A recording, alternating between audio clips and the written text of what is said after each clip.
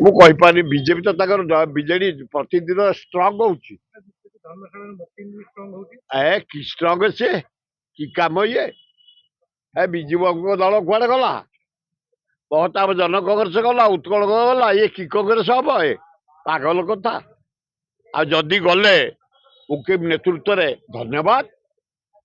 ନିର୍ଭର କରେ ଓଡ଼ିଶାବାସୀଙ୍କ ଉପରେ, ଜନତାଙ୍କ ଉପରେ, ଏ ନେତାଙ୍କ ଉପରେ ନୁହଁ। ବୁଝନ୍ତୁ କିଏ ଜାଣୁଛି? ଆମେ କଂଗ୍ରେସ। ତମକୁ କହିଦେଲି କମିଂ ଇଲେକ୍ସନ ରାହୁଲ ଗାନ୍ଧୀ ଯେଉଁଭଳି ଭାବେ ଇଣ୍ଡିଆ ବୁଲୁଛନ୍ତି, କନ୍ୟାକୁମାରୀ କାଶ୍ମୀର, ମଣିପୁରରୁ ବମ୍ବେ, ନାରୀ ନିର୍ଯାତନା, ବେକାର ସମସ୍ୟା, ଯୁଦ୍ଧ ଉପରେ କହିଲେ ନରେନ୍ଦ୍ର ମୋଦି ଅପାରଗ, ଟ୍ରମ୍ପ କଥା କହିପାରିବନି।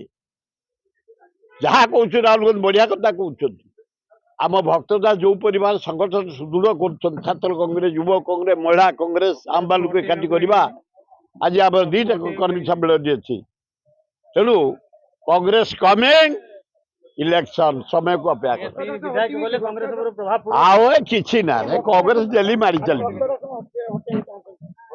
କିଏ ହଟେଇବ? ଯେ ରାହୁଲ ଗାନ୍ଧୀ ହଟେଇବେ, ସୋନିଆ ଗାନ୍ଧୀ ହଟେଇବେ, ଖଗଡେ ହଟେଇବେ, ଏଠି କେହି ନାହିଁ ହଟେଇବା। ସେଇ 3 ଜଣ ଯଦି ହଟେଇବେ ହଟେଇବେ। ଓଡ଼ିଶାରେ କେହି ନାହାନ୍ତି।